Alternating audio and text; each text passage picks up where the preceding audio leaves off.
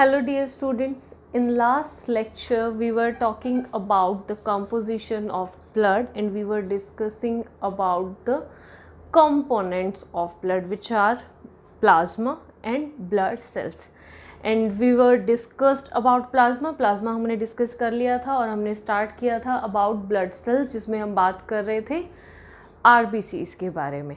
तो RBCs के general features के बारे में हम डिस्कस कर चुके हैं. अब बात करते हैं RBCs के साइज़ एंड शेप के बारे में और उसको कौन कौन से फैक्टर्स अफेक्ट करते हैं. क्या जो साइज़ ऑफ RBCs है वो ऑलवेज सेम रहता है, अगर साइज़ इंक्रीज़ होगा या डिक्रीज़ होगा तो उसके लिए कौन से फैक्टर्स रिस्पॉन्सिबल होंगे और उस कंडीशन को हम क्या कहेंगे. एंड सेम जब RBCs का नंबर डिक्रीज़ होता है उसको तो हम अनीमिया कहते हैं. तो क्या कभी ऐसा भी होता है कि RBC का नंबर इंक्रीज़ होगा. तो ये सब चीज़ों को हम डिस्कस करने जा रहे हैं इस फर्दर लेक्चर के अंदर. तो let's first start with the size and shape of RBC.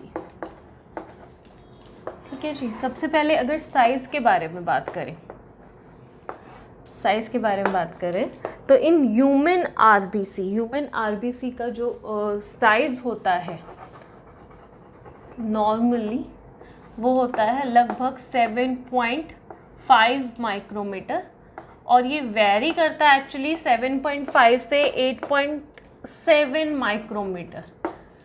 ठीक है जी. अब पहली चीज़ तो क्या ये साइज़ चेंज होता है. यस, जो RBCs का साइज़ है वो चेंज होता है due to certain factors. So the condition of change in size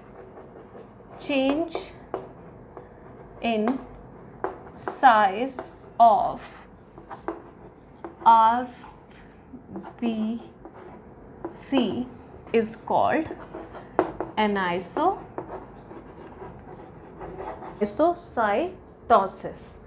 अब if size of RBC increase, if size of RBC increases, अगर RBCs का साइज नॉर्मल से इंक्रीज हो जाता है then it is known as macro. उसको क्या कहेंगे? मैक्रोसाइट्स. और ये ऐसा क्यों होगा? समटाइम जब विटामिन B12 की डेफिशिएंसी हो जाती है, जब एब्जॉर्प्शन ऑफ विटामिन B12 नहीं हो पाएगा तो RBCs का साइज़ क्या हो जाएगा? इंक्रीज हो जाएगा. हालांकि इसमें जो हीमोग्लोबिन का अमाउंट है वो नॉर्मल ही रहेगा, लेकिन ये जो सेल्स हैं, ये जो RBCs हैं, ये इमेच्योर रहेंगे, मैच्योर नहीं हो पाएंगे. और जो इमेच्योर RBCs हैं वो क्या होंगे? स्प्लीन में जाके डिजेनरेट हो जाएंगे. तो if size of RBCs increases, it is due to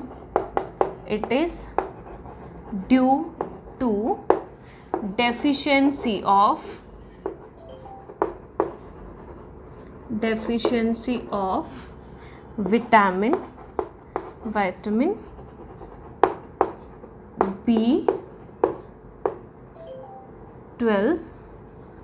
B12 की क्या हो जाएगी?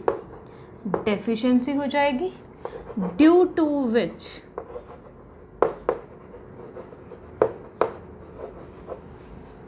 RBCs remain immature and degenerates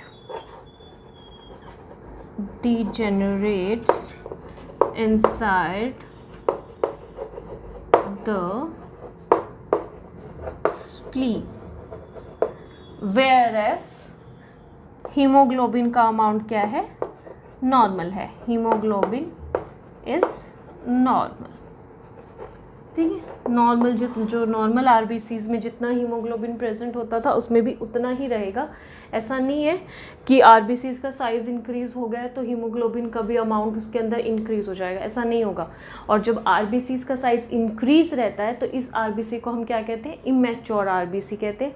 ऐसी कंडीशन क्यों होती है? Due to deficiency of vitamin B12 की वजह से। या तो विटामिन B12 हमको डाइट में मिले ही ना, या उसका फॉर्मेशन हमारी बॉडी में होना, या फॉर्मेशन हो रहा है, सब कुछ हो रहा है, लेकिन सेल्स उसको एब्जॉर्ब नहीं कर पा रहे हैं।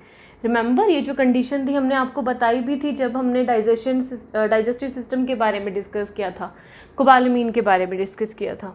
ओके फाइन, तो इस कंडीशन को क्या कह रहे हैं? मैक्रोसाइटोसिस। और आरबीसी का साइज में चेंज होना, चाहे वो इंक्रीज हो चाहे वो डिक्रीज हो, इसको क्या कहते हैं? एनाइसोसाइटोसिस। अब इंक्रीज कंडीशन के बारे में तो बात कर ली कि आरबीसी का साइज क्या हो गया? इंक्रीज हो गया। अब बात करते हैं decrease. If size of RBC decrease, तो ऐसा क्यों होगा? It is due to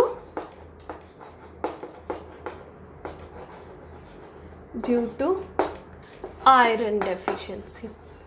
अगर आयरन की कमी हो गई है तो आरबीसीज का साइज भी क्या हो जाएगा? डिक्रीज हो जाएगा। और अगर साइज डिक्रीज हो गया तो इस तरीके की आरबीसी को हम क्या कहेंगे? RB decreases due to iron deficiency, then it is known as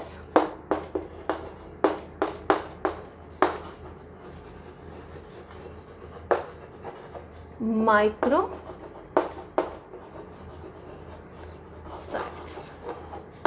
क्या कहेंगे? माइक्रोसाइट। अगर आरबीसी का साइज डिक्रीज हो गया, इस कंडीशन को क्या कहते हैं? माइक्रोसाइट। और ऐसा क्यों होगा? बिकॉज आयरन की डेफिशिएंसी की वजह से। और इसमें भी क्या होगा? आरबीसीज डिजेनरेट हो जाएंगे। कहाँ पे? स्प्लीन में। और यहाँ पे जो हीमोग्लोबिन का अमाउंट है वो नॉर्मल नहीं होगा। क्यों नहीं होगा? बिकॉज आयरन की कमी हो गई है। और आयरन ही किसके फॉर्मेशन में हेल्प करता था? हीमोग्लोबिन के फॉर्मेशन में हेल्प करता था। तो यहाँ पे हीमोग्लोबिन का अमाउंट भी क्या हो जाएगा? कंपैरेटिवली डिक्रीज हो जाएगा। So these RBCs are degenerated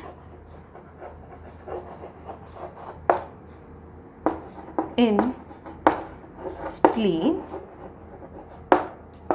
ठीक है, what about hemoglobin? Amount of hemoglobin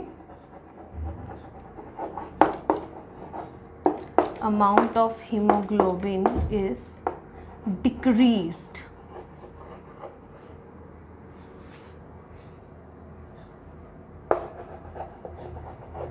amount of haemoglobin क्या हो जाएगा? डिक्रीज हो जाएगा, लेस हो जाएगा।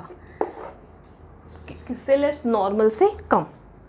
समझ में आ गई दो कंडीशन? तो हमने बात की है सबसे पहले साइज ऑफ आरबीसीज के बारे में। नॉर्मल साइज क्या होता है? 7.5 टू 8.7 माइक्रोमीटर।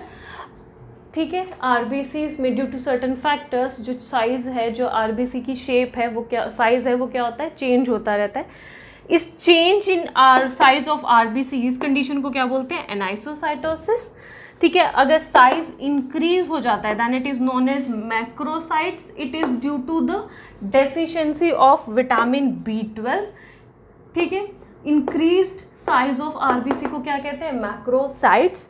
डिजेनरेट हो जाएंगे, हीमोग्लोबिन लेकिन नॉर्मल रहेगा। फाइन। वेयर एज जब आरबीसी का साइज डिक्रीज होता है तो ये क्यों होगा? Because of iron deficiency. इस कंडीशन को क्या कहेंगे? साइज डिक्रीज होने का। आरबीसी की साइज अगर डिक्रीज हुआ तो condition is known as microcytes. ठीक है, और इसकी वजह से जो हीमोग्लोबिन का अमाउंट है वो भी क्या हो जाएगा? डिक्रीज हो जाएगा। बिकॉज हीमोग्लोबिन के फॉर्मेशन के लिए असेंशियल रोल होता है आयरन का, और आयरन की ही कमी हुई है। ठीक है, तो हीमोग्लोबिन का अमाउंट भी डिक्रीज रह जाएगा। क्लियर होगी इतनी सी चीज़? इसको आप नोट डाउन करो। आफ्टर दैट हम बात करते हैं शेप ऑफ आरबीसीज के बारे में। ओके, तो शेप ऑफ आरबीसी के बारे में अगर बात करें तो नॉर्मली जो आरबीसी की शेप होती है वो क्या है? By concave. ठीक है जी। अब आरबीसी की शेप भी हमेशा क्या है? सेम नहीं रहती। कुछ कंडीशंस में ये क्या हो सकती है, चेंज हो सकती है। आरबीसी अगर आपको पता हो कि जब हमने एक्सपेरिमेंट पढ़े होंगे आपने 9th में कि एक सॉल्यूशन है, अगर वो हाइपरटोनिक है उसमें अगर हम आरबीसी को रख दें या एनिमल सेल को रख दें तो उसकी शेप क्या हो जाती है, चेंज हो जाती है। कुछ कंडीशन में वो क्या होती है, श्रिंक हो जाती है। कुछ कंडीशन में क्या होती है, वो स्वेल हो जाती है, लेटर ऑन बर्स्ट भी हो जाती है। तो आरबीसी की शेप भी क्या है, चेंज हो सकती है, और इस कंडीशन को हम क्या बोलते हैं, poikilocytosis. Okay, shape of RBC, change in shape of RBC, change in shape of RBC is called as poikilocytosis। ठीक है जी। ओके, सो इन हाइपरटोनिक सॉल्यूशन, इन हाइपरटोनिक सॉल्यूशन अगर हम आरबीसी को रखते हैं हाइपरटोनिक सॉल्यूशन जहाँ पे वाटर की कंसंट्रेशन कम है एज कंपेयर टू आरबीसी, तो यहाँ से आरबीसी से वाटर कहाँ चला जाएगा, बाहर चला जाएगा, और आरबीसी क्या हो जाएगी, श्रिंक हो जाएगी। तो इन हाइपरटोनिक सॉल्यूशन में अगर हमने रखा आरबीसी को, if we kept RBC in a hypertonic solution then RBC shrink, तो आरबीसी क्या हो जाएगी, श्रिंक हो जाएगी, और शेप उसकी क्या हो जाती है, क्रीनेटेड हो जाती है। ठीक है, लाइक वो डीनेचर्ड हो जाती है। फाइन। और अगर हमने उसको रखा hypotonic solution, in hypotonic solution, then what will happen, RBC क्या हो जाएगी, स्वेल हो जाएगी। ठीक है ना। और अगर उसके अंदर बहुत ज़्यादा अमाउंट में वाटर एक्सेस में एंटर हो जाता है तो वो क्या हो सकती है, बर्स्ट भी हो सकती है, बिकॉज सेल वॉल प्रेजेंट नहीं होती। एनिमल सेल है, एनिमल सेल में सेल वॉल एब्सेंट रहती है। रिमेंबर, प्लांट सेल क्या होती है, बर्स्ट नहीं होती, बिकॉज वहाँ पे सेल वॉल प्रिवेंट करती है स्ट्रक्चर को। वहाँ पे क्या होता था, प्लाज्मोलाइसिस होती है, और यहाँ पे सेल एक लिमिट तक क्या होगी, स्वेल होगी, after that it will burst.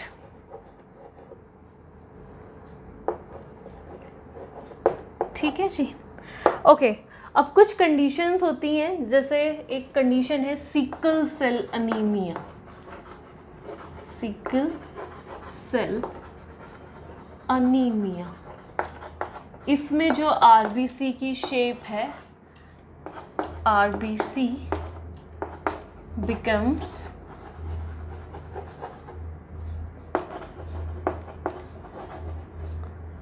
Sickle shaped. ठीक है, आरबीसी की शेप कैसी हो जाती है, सिकल शेप्ड हो जाती है। फाइन। और इस वजह से इस आरबीसीज में क्या होगा, हीमोग्लोबिन भी सफिशिएंट अमाउंट में कैरी नहीं कर पाएगी। ठीक है जी। और ये नॉर्मल आरबीसी जैसा नहीं बिहेव करेगा। नॉर्मल आरबीसी की कंडीशन तो फॉलो होंगी नहीं, आरबीसी की शेप क्योंकि क्या हो गई, चेंज हो गई। फाइन। तो इस वजह से हम बोलते हैं कि ब्लड में आरबीसीज की क्या हो जाती है, डेफिशिएंसी भी हो जाएगी। हालांकि कुछ कंडीशंस में ये जो सिकल सेल अनीमिया है, इट्स डिसऑर्डर, जेनेटिक डिसऑर्डर भी इसको कह देते हैं। अगर ये रिसेसिव कंडीशन में होता है तो बेनिफिशियल भी होता है। लाइक जहाँ पे फाउंड किया गया था, तो जिन ह्यूमन बीइंग में इसको देखा गया था, जब रिसेसिव कंडीशन में होगा सिकल सेल अनीमिया तो मलेरिया कॉज नहीं होने देता है, but if it's get dominant तो it can be made lead to death also. Fine. तो इस अनीमिया को, इस सिकल सेल कंडीशन को क्या कहते हैं, सिकल सेल अनीमिया। अनीमिया क्यों बोला, बिकॉज ब्लड में आरबीसीज का नंबर कम हो जाता है। ठीक है, बिकॉज आरबीसीज नॉर्मल शेप की नहीं रही हैं, आरबीसीज की शेप क्या हो गई है, चेंज हो गई। चेंज होके वो किस तरीके की हो गई है, सिकल शेप हो गई है, ऑलमोस्ट कुछ क्रीनेटेड होके कुछ इस तरीके की दिखाई देती हैं। फाइन। तो इसी के साथ हमारा जो शेप ऑफ आरबीसी पोर्शन है वो कवर होता है। आफ्टर दैट अब हम बात करते हैं लाइफ स्पैन की, लाइफ स्पैन ऑफ आरबीसी के बारे में एंड आरबीसी के काउंट के बारे में। तो अब बात करते हैं लाइफ स्पैन ऑफ आरबीसीज के बारे में। आरबीसीज का जो लाइफ साइकिल होता है इट्स शॉर्टर बिकॉज ऑफ, क्योंकि उसके अंदर न्यूक्लियस प्रेजेंट नहीं होता, तो न्यूक्लियस एब्सेंट होने की वजह से आरबीसी का जो लाइफ स्पैन है वो क्या होता है, डिक्रीज हो जाता है। और कितना हो जाता है, नॉर्मली जो आरबीसीज का लाइफ साइकिल है वो होता है 120 डेज का, ठीक है। It is shorter due to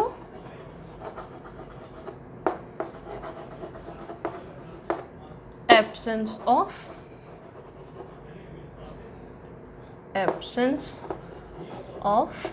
nucleus. तो आरबीसीज का लाइफ साइकिल जो लाइफ स्पैन है वो कम क्यों होता है, because of this absence of nucleus की वजह से। अब अगर बात करें आरबीसी काउंट के बारे में, हालांकि इसके बारे में हम पहले भी बात कर चुके हैं कि जो आरबीसी का काउंट था, बट वो बहुत शॉर्ट में हमने बात की थी। अब थोड़ा सा डिटेल डिस्कशन कर लेते हैं।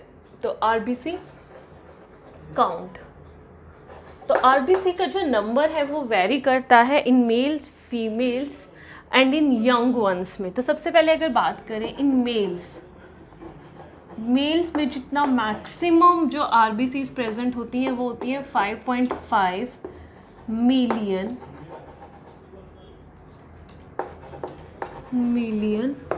पर क्यूबिक mm, ठीक है जी। फीमेल्स में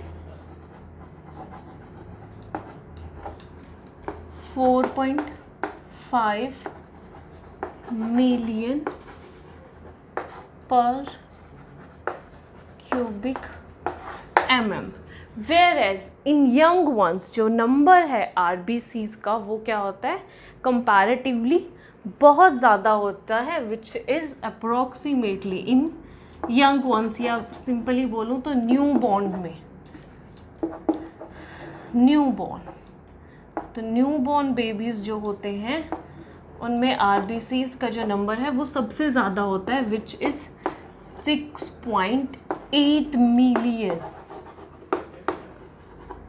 पर क्यूबिक mm।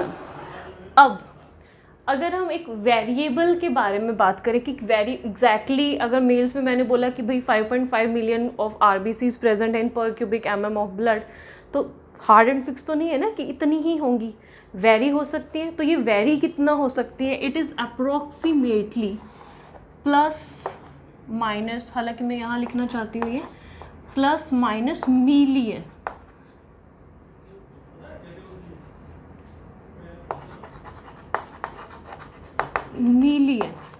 मतलब अगर मैं इसको वेरी करूं तो ये 4.5 से 5.5, मतलब 1 मिलियन कम भी हो सकती है और 1 मिलियन ज़्यादा भी हो सकती है। तो वेरी हो गया 4.5 से 6.5 तक। ये कितना हो जाएगा 3.5 से 5.5 तक। ये कितना हो जाएगा 5.8 से 7.8 तक। तो it can be increase up to 1 million, it can be decrease up to 1 million. और ये जो पूरा नंबर है ये किस में आएगा, नॉर्मल आरबीसी काउंट में ही आएगा। अब अगर आरबीसी का काउंट इंक्रीज हो जाता है तो इसको क्या कहते हैं, if number of RBCs increases, अगर नंबर ऑफ आरबीसी इंक्रीज हो जाते हैं then this condition is known as polycythemia,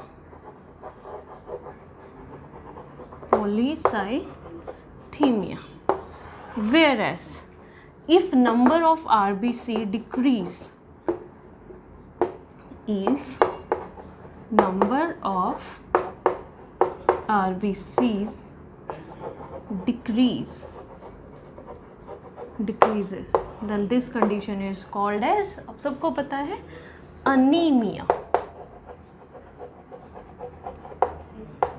ठीक है जी, अनीमिया क्या हुआ, जब नंबर ऑफ आरबीसीज क्या हो जाएंगे, डिक्रीज हो जाएंगे। इंक्रीज को क्या कहते हैं, पॉलीसाइथीमिया। इतनी चीज़ समझ में आई आपको? ठीक है। हालांकि इसमें जो क्वेश्चन, इसमें जो टर्म्स हैं वो बहुत ज़्यादा हैं। हमने अभी तक पढ़ी है कि अगर हमने साइज़ के बारे में बात की, इसकी साइज़ क्या है, वेरिएबल है, इंक्रीज़ और डिक्रीज़ होता रहता है up to a limited extent. लेकिन अगर सेल्स, आरबीसी सेल्स ज़्यादा बड़ी हो जाती है then it is known as macrocytes. ठीक है। और ये जो चेंज इन आरबीसीज का कैपेबिलिटी, इसको हम क्या कहते हैं, एनाइसोसाइटोसिस। ठीक है। अगर साइज इंक्रीज हुआ then it is known as macrocyte, decrease हुआ then it is known as microcytes. ठीक है। फिर हमने बात की थी किसके बारे में, साइज़ के बारे में। अगर साइज़ क्या है, वेरिएबल है, साइज़ नहीं, शेप भी क्या है, चेंज होती रहती है। अगर जैसे कभी किसी कंडीशन में, हाइपरटोनिक कंडीशन में रखा तो वो क्या हो जाएगी, श्रिंक हो जाएगी। हाइपोटोनिक में रखा तो क्या हो जाएगी, स्वेल हो जाएगी। तो दिस चेंज इन शेप को क्या कहते हैं, क्या कहते हैं, पॉइकिलोसाइटोसिस। इसी तरीके से अगर नंबर इंक्रीज हुआ that is known as polycythaemia, और अगर नंबर डिक्रीज होता है आरबीसी का that is known as anaemia. अब हम बात करते हैं अनीमिक कंडीशन के बारे में, क्योंकि अगर सेल का साइज़ इंक्रीज़ हो रहा था, आरबीसी का साइज़ इंक्रीज़ हो रहा है, हालांकि उसमें हीमोग्लोबिन नॉर्मल है, लेकिन वो भी क्या हो रहे हैं, डीजेनरेट ही हो रहे हैं ना, वो मैच्योर तो नहीं है, इमेच्योर आरबीसीज ही है। तो उसको भी हम क्या कहेंगे, अनीमिक कंडीशन ही कहेंगे। Anaemia is basically loss of RBCs.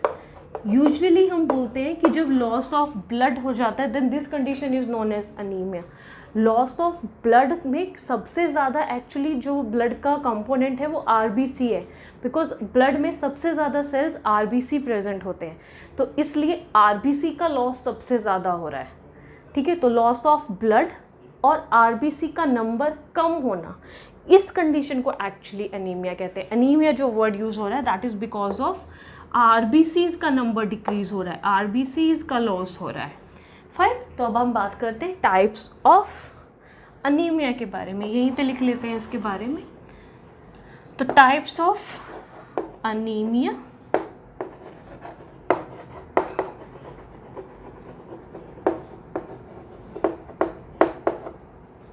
We are talking about types of anaemia.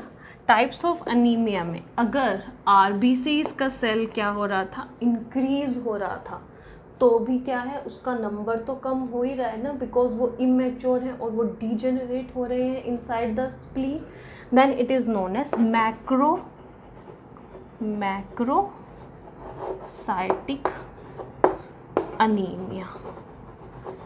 Macrocytic anaemia, इस कंडीशन में क्या है, ब्लड के जो सेल्स हैं, RBCs, size of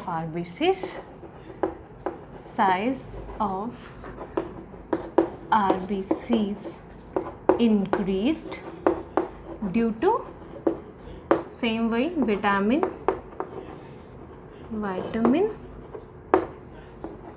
B12, immature RBCs, ये क्या है, immature RBCs है एंड डीजेनरेट हो रहे हैं, डीजेनरेटेड इन स्प्लीन, तो नंबर क्या हो गया, कम हो गया, और इस कंडीशन को क्या कह देंगे, macrocytic anaemia. Macrocytic anaemia is also known as pernicious anaemia.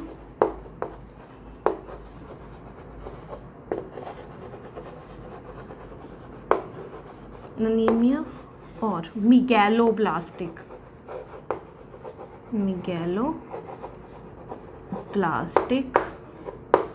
Anaemia, क्योंकि ये जो सेल्स हैं इनका साइज़ क्या रह गया, इंक्रीज रह गया, ये इमेच्योर है, मैच्योर नहीं हो पाए हैं। क्यों नहीं हो पाए हैं, due to deficiency of vitamin B12, due to deficiency of vitamin B12, immature RBC degenerated in spleen, macrocytic anemia also known as pernicious anemia, also known as megaloblastic anemia।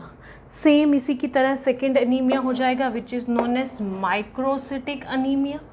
Microcytic anaemia में क्या होगा, size RBCs का decrease रह जाएगा, because iron present नहीं है, iron की deficiency की वजह से आरबीसी का साइज क्या है, डिक्रीज, और आरबीसीज क्या नहीं हो पाए, मैच्योर नहीं हो पाए, ठीक है, तो वो भी कहाँ होंगे, डिजेनरेट हो जाएंगे स्प्लीन में।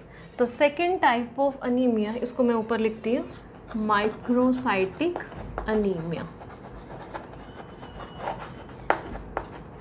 Microcytic anaemia, this is because of deficiency किसकी थी, डेफिशिएंसी ऑफ आयरन। और आयरन की डेफिशिएंसी की वजह से ये जो सेल्स हैं ये क्या हो जाते हैं, कंपैरेटिवली स्मॉलर इन साइज हो जाएंगे, इनका जो साइज़ है वो क्या हो जाएगा, कंपैरेटिवली डिक्रीज हो जाएगा। सफिशिएंट अमाउंट में हीमोग्लोबिन प्रेजेंट होगा नहीं, बिकॉज आयरन क्या है, कम अमाउंट में है, डेफिशिएंट है, ठीक है जी। तो इस कंडीशन को क्या कह दिया, microcytic anaemia. Next is normocytic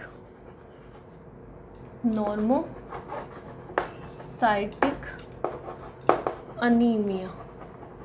normocytic anaemia इस जहाँ पे आरबीसीज का जो शेप है वो क्या है, नॉर्मल है, शेप इज नॉर्मल,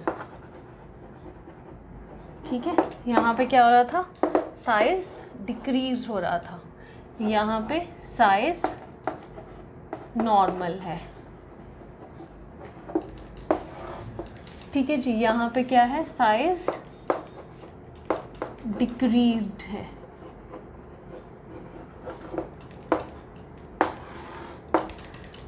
अब ये क्यों होगा, अगर साइज भी नॉर्मल है, शेप भी नॉर्मल है, because of due to excess blood loss.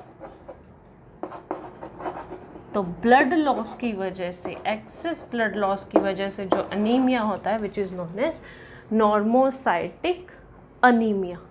Clear होगी इतनी सी बात, रीज़न समझ में आ गई।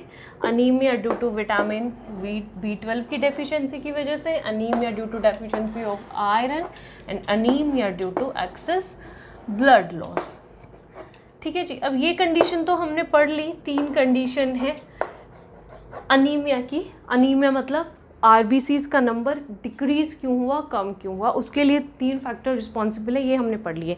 अब हमने बात की थी कि नंबर ऑफ आरबीसीज क्या होता है, कभी कभी इंक्रीज भी हो जाता है। अब इंक्रीज होने का भी कोई रीज़न हो सकता है क्या, याद करो, कुछ हमने पढ़ा था क्या ऐसा, बिल्कुल हमने पढ़ा था, जब हमने रेस्पिरेशन डिस्कस किया था, तो याद है हमने एक डिजीज़ भी डिस्कस की थी वहाँ पे, हाइपोक्सिया।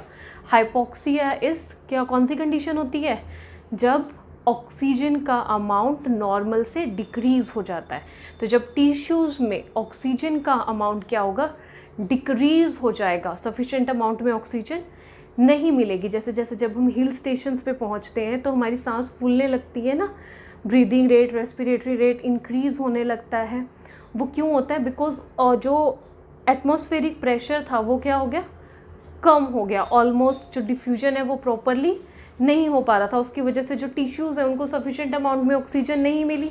अब जब टिश्यूज़ को सफिशेंट अमाउंट में ऑक्सीजन नहीं मिलेगी, ऑक्सीजन का पार्शियल प्रेशर वहाँ पे डिक्रीज़ हो जाएगा, तो ये जो पार्शियल प्रेशर ऑफ ऑक्सीजन जब डिक्रीज़ हुआ तो ये स्टिमुलेट करता है एक हार्मोन को, which is known as erythropoietin, जो सिक्रीट करती हैं हमारी किडनीज। तो उस हार्मोन को स्टिमुलेट किया, इरिथ्रोपोइटिन स्टिमुलेट करता है प्रोसेस ऑफ इरिथ्रोपोइसिस। इरिथ्रोपोइसिस याद है, फॉर्मेशन ऑफ आरबीसीज, और आरबीसीज का नंबर क्या होता है, इंक्रीज हो जाता है। तो जो पॉलीसाइथीमिया कंडीशन है, इट इज़ रिलेटेड टू, या सिंपली मैं बोलूँ तो ड्यू टू हाइपोक्सिया, या फिर लो पार्शियल प्रेशर ऑफ O2, ठीक है। जनरली इसको हम फील कर पाते हैं एट हिल स्टेशन। अच्छा, इसी से रिलेटेड अगर एक और फैक्ट के बारे में बात करें, आपने कभी सोचा है कि जब कभी जो लोग जो हिल स्टेशंस पे रहते हैं जनरली, जैसे कभी आप गए हो शिमला मनाली वगैरह, तो उस जगह पे जो लोग रहते ही हैं वो उनके चीक्स बड़े रेड रेड आपको दिखाई देते हैं, वो फेयर स्किन होती है एंड रेड चीक्स, या स्किन में भी ऑलमोस्ट रेडिश चीज़ थोड़ी सी ज़्यादा दिखाई देती है। ऐसा होता क्यों है? जनरली हम लोकल जो थोड़ा सा होते हैं लो एजुकेटेड से लोग, या जो बहुत ज़्यादा ऐसा साइंटिफिक नहीं रिसर्च करते या उतनी बातें नहीं करते हैं, वो बोलते हैं अरे एप्पल वहाँ पे बहुत ज़्यादा होते हैं तो वो बहुत ज़्यादा एप्पल खाते हैं और एप्पल जैसे ही हो जाते हैं, बट एक्चुअल में ये रीज़न नहीं है। ऐसा होता है इसलिए बिकॉज वो हिल स्टेशन पे रहते हैं, उनके अंदर ऑटोमेटिकली जो RBCs का नंबर है वो क्या होता है, इंक्रीज़ हो चुका है। RBCs ज़्यादा है तो हीमोग्लोबिन भी ज़्यादा है, एंड दैट्स बिकॉज वो जो रेडिश है वो उनकी फेस पे नज़र आता है।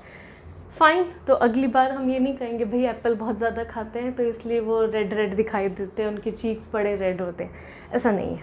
ठीक है, तो सिंपली ये जो कंडीशन है ये हिल स्टेशंस पे हम लोग ऑब्जर्व कर पाते हैं। और ऐसा भी नहीं है आप लोग एक दिन के लिए हिल स्टेशन पे घूमने गए, सुबह पहाड़ चढ़ रहे हैं और शाम तक आपके चीक्स रेड हो जाएंगे कि क्यों आपके नंबर RBCs इंक्रीज़ हो गए, ऐसा भी नहीं होगा। एक दिन में इतना नंबर ऑफ RBCs इंक्रीज़ नहीं होंगे। हाँ, लेकिन कंपैरेटिवली फॉर्मेशन जो बॉडी में है वो इरिथ्रोपोइटिन स्टिमुलेट होगा और इरिथ्रोपोइटिन इरिथ्रोपोइसिस की जो प्रोसेस है उसको शुरुआत कर देगा, इनिशिएट कर देगा। ओके, तो अभी हम बात करते हैं इसी चीज़ के बारे में, अबाउट फॉर्मेशन ऑफ RBCs के बारे में। ठीक है, तो पॉलीसाइथाइमिया तो हमको समझ में आ गया, that is number of RBC क्या हो रहा है, इंक्रीज हो रहा है। कब हो रहा है, ड्यू टू हाइपोक्सिया कंडीशन या फिर लो पार्शियल प्रेशर ऑफ O2 है जो टिश्यूज में, वो स्टिमुलेट करता है एक हार्मोन को जिसकी वजह से RBCs का नंबर क्या होता है, इंक्रीज हो जाता है। This condition is known as polycythaemia. अब हम बात करते हैं कि फॉर्मेशन ऑफ RBCs होता कैसे है। फाइन, ओके, तो बात कर रहे हैं फॉर्मेशन ऑफ RBC के बारे में। फॉर्मेशन ऑफ RBCs, तो सबसे पहले बात करें तो process of formation of RBC is known as the process of formation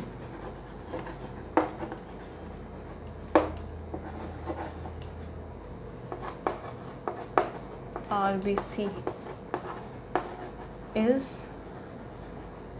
known as erythropoiesis.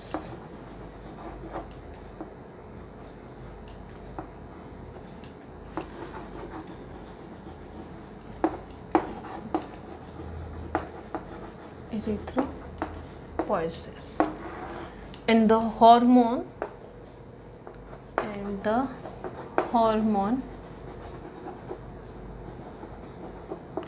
which stimulate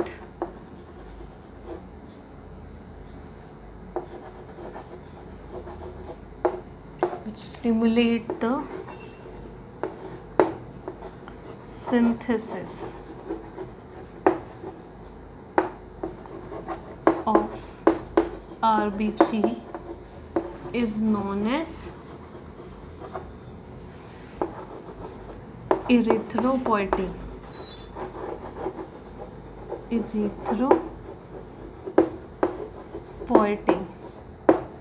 ठीक है जी, तो हार्मोन का नाम क्या हो गया, इरिथ्रोपोइटिन हो गया। प्रोसेस क्या हो गई, इरिथ्रोपोइसिस हो गई। इरिथ्रोपोइसिस प्रोसेस कहाँ पे होती है, बोन मैरो में। अडल्ट में कहाँ होती है, इन बोन मैरो। और ये जो इरिथ्रोपोइटिन हार्मोन है ये कहाँ से रिलीज होगा, रिलीज्ड बाय या formed by synthesized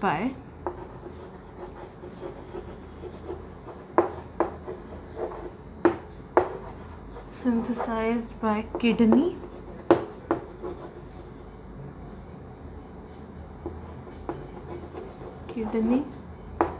and in small amount. Generally mainly ये जो हार्मोन है इरिथ्रोपोइटिन, इसका जो सिंथेसाइज होगा वो होगा किडनीज में, and in small amount, little amount जो है वो फॉर्म होता है, स्मॉल अमाउंट फ्रॉम लीवर। ठीक है जी, क्लियर हुई इतनी सी बात। तो इरिथ्रोपोइसिस प्रोसेस बोन मैरो, उसके लिए hormone is required erythropoietin. Erythropoietin का जो सिंथेसाइज हो रहा है वो mainly by kidneys and in little amount by the liver. The process, the formation of जो है RBCs, इरिथ्रोपोइसिस की जो प्रोसेस है वो इन अडल्ट्स होती है बोन मैरो में, but in embryonic life, during embryonic life erythropoiesis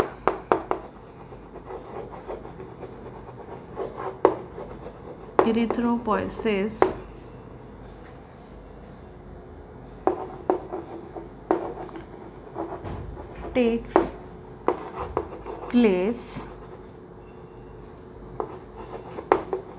in bone marrow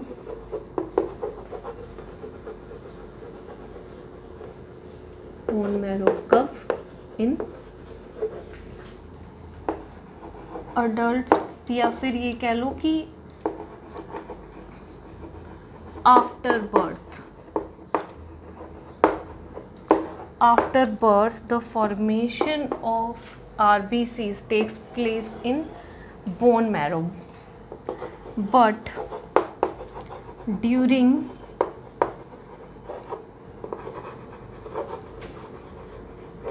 embryonic life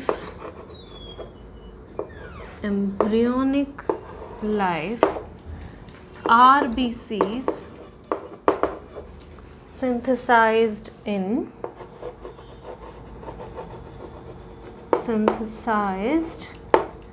by liver, placenta,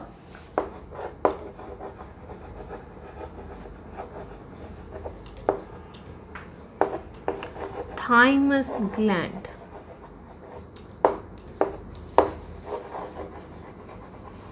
ठीक है जी, इसको आप नोट डाउन कर लो।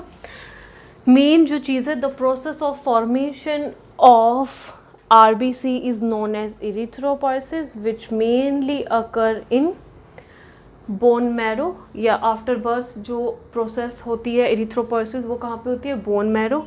But during embryonic life RBC synthesized by liver, placenta, thymus gland and also by spleen also. ठीक है जी, clear हुई। और इसके लिए जो हार्मोन रिक्वायर्ड है वो कौन सा है? इरिथ्रोपोइटिन, जिसका जो रिलीज होगा कहाँ से होगा? किडनी से, बहुत ही कम अमाउंट में लीवर। ठीक है जी, क्लियर होगी इतनी सी चीज़। अब सेम चीज़ के बारे में बात करें, इरिथ्रोपोइसिस फॉर्मेशन हो गए, RBCs का अमाउंट फॉर्म हो गया। अब ये जो RBCs हैं, excess of RBCs are stored inside the spleen. जो एक्सेस ऑफ RBCs हैं वो स्प्लीन में ही स्टोर रहती हैं, एंड इवन जो स्प्लीन जो RBCs का ब्रेकडाउन होता है, जो हीमोलाइसिस होगा वो भी कहाँ पे होता है? स्प्लीन में होता है। तो the excess of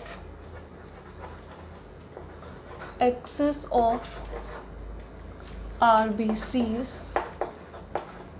are stored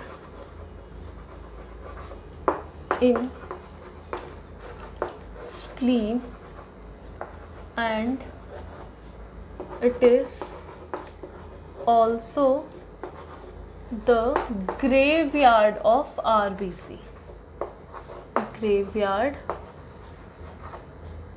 of RBCs का क्या है? ग्रेवयार्ड है। तो जो हीमोलाइसिस की प्रोसेस होगी, ब्रेकडाउन ऑफ RBCs की जो प्रोसेस होगी आफ्टर 128 डेज, आपको पता ही है 128 डेज का लाइफ स्पेन है RBCs का, 120 डेज़ का लाइफ स्पेन है RBCs का, और 120 डेज़ के बाद जो RBCs डीजेनरेट होती हैं वो कहाँ पे होती हैं? स्प्लीन में होती हैं।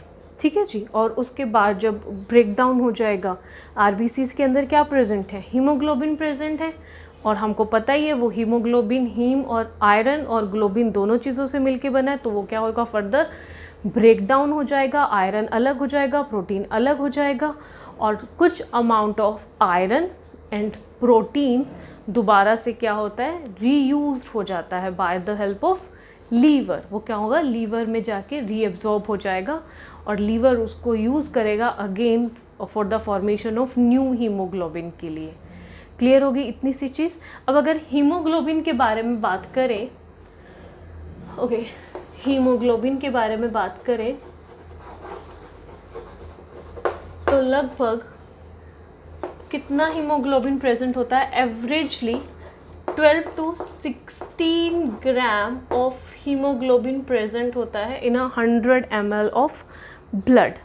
हालांकि इट्स अ वेरिएबल, एवरेजली हमने याद है आपको रेस्पिरेशन में हमने डिस्कस किया था 15 ग्राम एवरेजली कंसीडर करते हैं, ये वेरी करता है अप टू 12 to 16। अगर फीमेल्स के बारे में बात करें तो इन फीमेल्स जो HB है वो अप्रोक्सीमेटली 12 होता है and in males it is approximately 14.5 gram, variable up to ±2, मतलब 12 to 14 तक एवरेज रहता है इन फीमेल्स एंड 14.5 to 16.5 तक वेरिएबल रहता है in males. Whereas newborns में, न्यूबॉर्न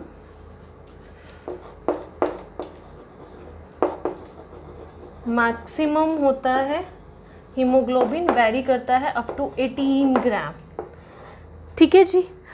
इंस्ट्रूमेंट जिसको हम यूज़ करते हैं हीमोग्लोबिन का अमाउंट को मेजर करने के लिए which is known as haemometer. Fine.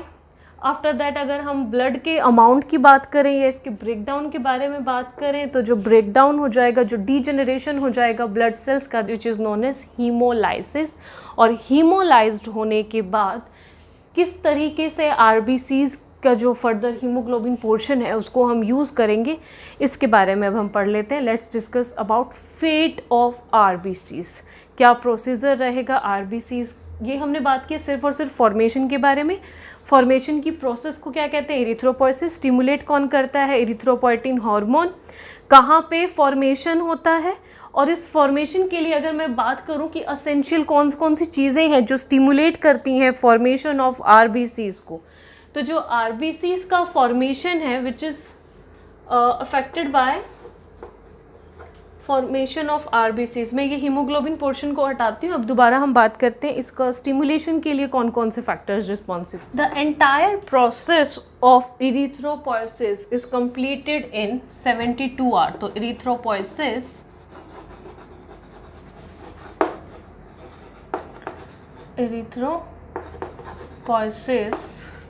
completed in approximately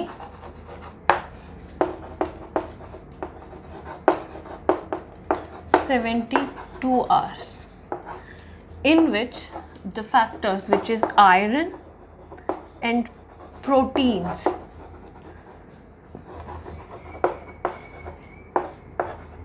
are responsible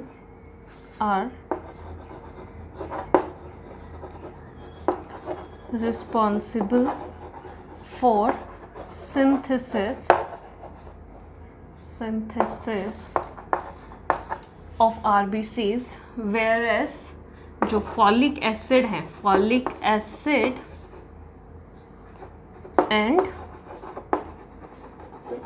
vitamin B12 are responsible for maturation of RBCs। तो ये जो कुछ फैक्टर्स हैं जैसे आयरन एंड प्रोटीन्स, ये किसके लिए रिस्पॉन्सिबल है? सिंथेसिस को स्टिमुलेट करने के लिए रिस्पॉन्सिबल है। Whereas folic acid and vitamin B12 जो आरबीसीज़ के मैचुरेशन में रोल प्ले करते हैं। ठीक है।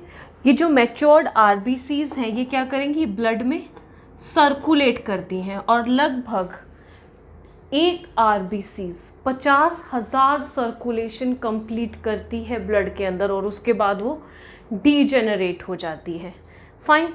जो डीजेनरेशन वाला प्रोसेस होगा उसको क्या कहते हैं? हीमोलाइसिस। और हीमोलाइसिस प्रोसेस कहाँ होगी? In liver. hemolysis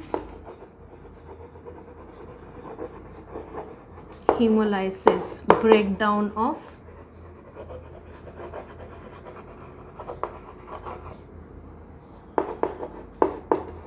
RBCs occurred in reticuloendothelial system by the Kupffer cells. Remember, Kupffer cells के बारे में हम बात कर चुके हैं पहले भी.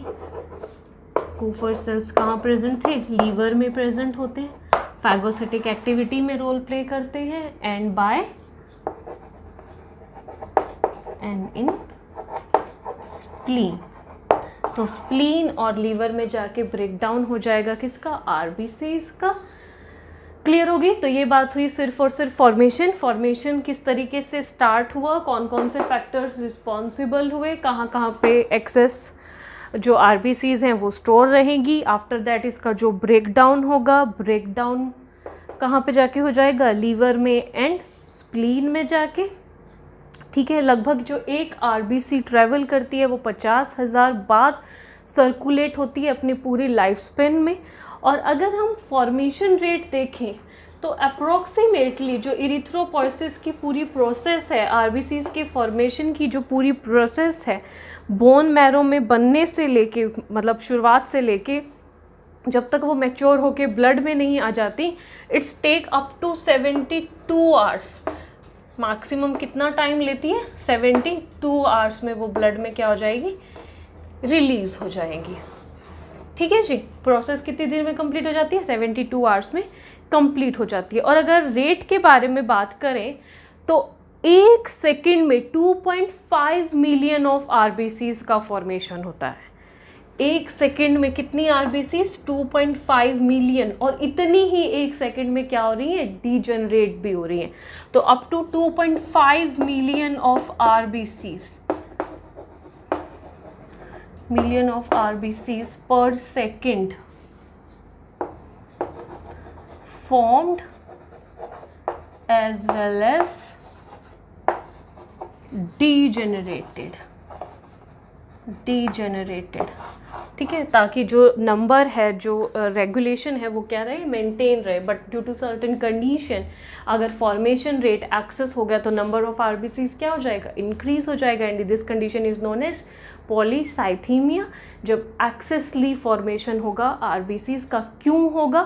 ताकि ज़्यादा अमाउंट ऑफ हीमोग्लोबिन वो इसके अंदर एंटर हो सके. जितना ज़्यादा अमाउंट ऑफ हीमोग्लोबिन होगा वो उतना ज़्यादा अमाउंट ऑफ ऑक्सीजन को कैरी करेगा और टिश्यू को ऑक्सीजन डेफिशिएंसी कंडीशन से, ऑक्सीजन डेफिशिएंट कंडीशन से रिकवर करवाएगा.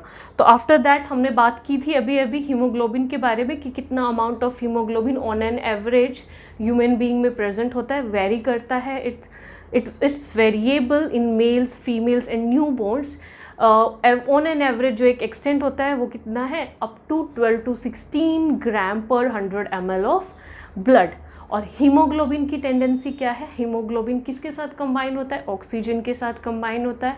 ऑक्सीजन कैरिंग कैपेसिटी होती है हीमोग्लोबिन की, रिमेंबर. और एक हीमोग्लोबिन का मॉलिक्यूल 4 ऑक्सीजन के मॉलिक्यूल्स को कैरी करता है. ये सब चीज़ें हम पढ़ चुके हैं इन प्रीवियस चैप्टर. और अगर ml में बात करें तो 1 haemoglobin carries 1.34 ml of oxygen. याद है? ये मैंने आपको तब भी बोला था, आप याद रखना. अगर आप इतने से कुछ टर्म्स अगर आपको याद रहेंगी तो आपको कैलकुलेशन इजी हो जाएगी कि कितना अमाउंट ऑफ ऑक्सीजन कैरी कर पाएगा 15 gram of blood. Fine.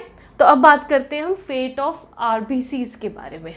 Talk about fate of RBCs. इसी से आपको समझ में आएगा कि जो पूरा आरबीसीज का लाइफ साइकिल है वो चलता कैसे है. तो सबसे पहले आरबीसी, ये हमने एक रिप्रेजेंट की है ब्लड वेसल. इस ब्लड वेसल्स के अंदर मेनली हम जो शो कर रहे हैं वो हम आरबीसीज के बारे में ही बात कर रहे हैं. तो इट्स अ ब्लड वेसल. बाकी कोई भी कंपोनेंट हम यहाँ पे बात नहीं कर रहे हैं, तो मैंने कुछ भी और एक्सेस इसमें नहीं बनाया. अब सिंपली जब हम एक आरबीसी के बारे में बात करें, एक सेल है, उस सेल की क्या होगी? एक सेल मेम्ब्रेन है, उसके अंदर साइटोप्लाज्म में कोई भी सेल ऑर्गेनेली प्रेजेंट नहीं है. सिर्फ और सिर्फ जो हमारे ब्लड में जो आरबीसीज है उसके अंदर सिर्फ क्या है? हीमोग्लोबिन. ठीक है. तो cell membrane is known as Donnan membrane. किसकी बनी है? अमीनो एसिड्स की बनी है. उसके अंदर क्या प्रेजेंट है? हीमोग्लोबिन प्रेजेंट है. हीमोग्लोबिन किस चीज़ का बना होता है? Haem plus globin. Haem is iron part and globin is protein part, ये हम बहुत बार पढ़ चुके हैं। लेकिन इस हीम में इस आयरन के साथ साथ एक रिंग अटैच्ड होती है, this ring is known as pyrrole ring. This ring like structure is known as pyrrole ring and इस पायरोल रिंग ये जो बनी है ये पोरफायरिन की बनी है, ठीक है। अब जब आरबीसी का ब्रेक डाउन होगा, नॉर्मली ये आरबीसी इस पूरे स्ट्रक्चर के साथ फ्लो कर रही है ब्लड में, अब आरबीसी का अगर ब्रेक डाउन हुआ, डीजेनरेशन हुआ, तो आरबीसी की जो मेम्ब्रेन है, सेल मेम्ब्रेन क्या हो जाएगी? ब्रेक डाउन हो जाएगी। ब्रेक डाउन होकर जो उसके अमीनो एसिड्स हैं ये कहाँ रिलीज हो जाएंगे? ब्लड वेसल्स में रिलीज हो जाएंगे, ठीक है। हीमोग्लोबिन है, हीमोग्लोबिन दोनों पार्ट में डिवाइड हो जाएगा, हीम और ग्लोबिन। ग्लोबिन पार्ट के जो अमीनो एसिड्स हैं, एक्सेस ऑफ अमीनो एसिड्स, ये भी कहाँ चले जाएंगे? ब्लड वेसल्स में चले जाएंगे। आयरन, आयरन की जो ये पायरोल रिंग है which is iron part, haem part divide होगा पायरोल और आयरन में। इसमें जो ये पायरोल है ये किस में कन्वर्ट हो जाएगा? Into bilirubin and biliverdin. ये जो दोनों कंपोनेंट है बिलीरुबिन बिलीवर्डिन, ये चले जाते हैं कहाँ? लीवर के पास, ठीक है। डायरेक्ट ब्लड में जाने के बजाय ब्लड के थ्रू ही कहाँ चले जाएंगे? लीवर में। और सम टाइम जो लीवर में ही ब्रेक डाउन हो रहा है कूफर सेल्स का, तो ये लीवर है जो इस बिलीरुबिन बिलीवर्डिन को क्या कर लेता है? अपने पास ही स्टोर कर लेता है, उसको एक्सेस को रिलीज नहीं होने देता। फाइन, इसकी हेल्प से, these are known as bile pigment, इस बाइल पिगमेंट की हेल्प से ये क्या बनाता है? बाइल जूस का फॉर्मेशन करता है, ठीक है। और जो ये आयरन था, ये iron in form of transferrin enter होता है लीवर के अंदर। क्लियर होगी इतनी सी चीज। अब प्रोसेस जो होगी वो होगी लीवर में मेनली। आयरन का कंपोनेंट भी लीवर में है और बिलीरुबिन बिलीवर्डिन भी कहाँ है? लीवर में है। अब इसकी हेल्प से लीवर ने क्या बनाया? लीवर ने बनाया बाइल जूस। इस बाइल जूस में क्या प्रेजेंट होता था? इसके बारे में तो हम डिटेल में बात कर चुके हैं। बाइल जूस में प्रेजेंट होते थे bile pigments and bile salts, ठीक है। तो ये बाइल पिगमेंट कौन से? ये है बिलीरुबिन एंड बिलीवर्डिन। ये बाइल जूस फर्दर एंटर होता था जीआईटी ट्रैक में, रिमेंबर हिपैटोपैनक्रिएटिक डक्ट के साथ। Hepatic duct, pancreatic duct commonly unite होती थी, हिपैटोपैनक्रिएटिक डक्ट बनता था। हिपैटोपैनक्रिएटिक डक्ट ओपन होती थी, ड्यूडेनम में बाइल जूस एंटर होता था और फर्दर हेल्प करता था एमल्सिफिकेशन ऑफ फैट में, ठीक है। तो उसी के साथ जीआईटी ट्रैक के साथ होता हुआ small intestine and further large intestine से होता हुआ ये जो पूरा का पूरा पिगमेंट है ये दो कंपाउंड्स में यहाँ पे टूट जाता है। One is known as stercobilin and second is known as urobilinogen. ये जो स्टर्कोबिलिन है ये फीकल मैटर में एज इट इज रिलीज हो जाता है। इसी की वजह से जो फीकल मैटर है हमारा, जो वेस्ट मटेरियल होता है जो हम एनस के थ्रू रिलीज कर देते हैं, उसका जो कलर है वो लिटिल बिट ब्राउनिश होता है और एक बैड स्मेल रिलीज होती है। हालांकि वो जो बैड स्मेल है उसके लिए और भी बहुत सारे फैक्टर्स रिस्पॉन्सिबल हैं, लाइक बैक्टीरिया, बिकॉज जो लार्ज इंटेस्टाइन में excess of dead bacterias present है वो सब भी फीकल मैटर के साथ एक्सक्रीट हो जाते हैं। इसीलिए हर बार बोलते हैं ना हैंड वॉश नेसेसरी है, ठीक है, बिकॉज बैक्टीरियाज बहुत ज़्यादा प्रेजेंट है। और उसके लिए जो रिस्पॉन्सिबल है बैड स्मेल के लिए, दैट इज ये ब्राउन कलर का स्टर्कोबिलिन जो रिलीज हो जाता है फीकल मैटर के थ्रू। अब दूसरा जो कंपोनेंट था यूरोबिलिनोजन, वो कन्वर्ट हो जाता है यूरोक्रोम में और ये यूरोक्रोम पहुंच जाता है हमारे किडनीज के साथ, ब्लड से होता हुआ किडनीज के पास पहुंच जाता है। और यहाँ पे जो ये किडनीज है, किडनी क्या फॉर्म करती है? यूरिन फॉर्म करती है। और यूरिन को जो एक स्ट्रो कलर, एक जो लिटिल बिट येलोइश कलर जो प्रोवाइड करता है वो ये यूरोक्रोम करता है। तो ये जो थोड़ा सा जो स्ट्रो कलर प्रोवाइड करता है वो कौन है? यूरोक्रोम। तो यूरोक्रोम कहाँ से रिलीज हो जाएगा? हमारी किडनीज के थ्रू रिलीज हो जाएगा। अब जो ये आयरन था, ये आयरन यहाँ पे पहुँच जाता है ब्लड वेसल्स में Fe2 पॉजिटिव की फॉर्म में, फेरस की फॉर्म में, और फर्दर ये कहाँ जाएगा? सपोज मैं इसको यहाँ छोटा कर दूँ और यहाँ पे हम एक बनाए एक बोन, ठीक है जी, जो लॉन्ग बोन होती है उस लॉन्ग बोन में क्या प्रेजेंट होता है? उनके अंदर प्रेजेंट होता है बोन मैरो, और उस बोन मैरो के अंदर ये जो आयरन है ये क्या हो जाएगा, एब्जॉर्ब हो जाएगा। ठीक है, इस बोन मैरो के अंदर ही दोबारा क्या होगा, सिंथेसिस होगा, ये जितने भी अमीनो एसिड्स वगैरह हैं वो यूटिलाइज्ड हो जाएंगे, और यहाँ से दोबारा से फॉर्मेशन होगा किसका, आरबीसीज का, और नई आरबीसी ब्लड वेसल्स के अंदर एंटर हो जाएंगी। क्लियर होगी इतनी सी चीज़। तो ये है, this is all about the life cycle of RBCs. Formation कहाँ पे होता है, बोन मैरो के अंदर। ठीक है, आफ्टर बर्थ, एम्ब्रियोनिक लाइफ में, लीवर में, स्प्लीन में, mainly in liver. During embryonic life जो आरबीसीज का फॉर्मेशन है वो मेनली इन लीवर होता है, लेकिन उसके अलावा प्लेसेंटा के थ्रू भी होता है, थाइमस ग्लैंड के थ्रू भी होता है, एंड स्प्लीन में भी होता है। एक्सेस ऑफ आरबीसीज कहाँ पे स्टोर होते हैं, स्प्लीन में स्टोर होते हैं। ग्रेवयार्ड ऑफ आरबीसीज क्या है, मतलब जो डेड आरबीसीज हैं वो कहाँ चले जाते हैं, स्प्लीन में चले जाते हैं। ठीक है, अच्छा ऐसा क्यों होता है, इसका भी एक रीज़न है, बिकॉज जो स्प्लीन है उसकी जो कैपिलरीज है वो बहुत स्मॉल है, बहुत छोटी हैं। तो जो आरबीसीज पुरानी हो जाती है ना, जिनकी जो सेल मेम्ब्रेन है वो उतनी इलास्टिक नहीं है, जैसे जैसे सेल पुराना होता जाएगा उसकी जो सेल मेम्ब्रेन है वो अपनी इलास्टिसिटी खोती रहती है।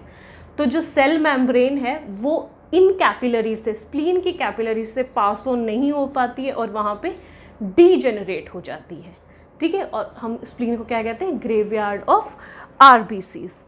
फाइन, अब जब आरबीसीज ब्रेक डाउन होगी तो उसकी सेल मेम्ब्रेन की जो अमीनो एसिड्स हैं वो सब भी ब्लड वेसल्स में आ जाएंगे, मतलब ऑलमोस्ट हर चीज़ रीयूटिलाइज हो जाती है, सिर्फ और सिर्फ इस बिलीरुबिन और बिलीवर्डिन को अगर हम छोड़ दें तो। ठीक है, क्लियर होगी।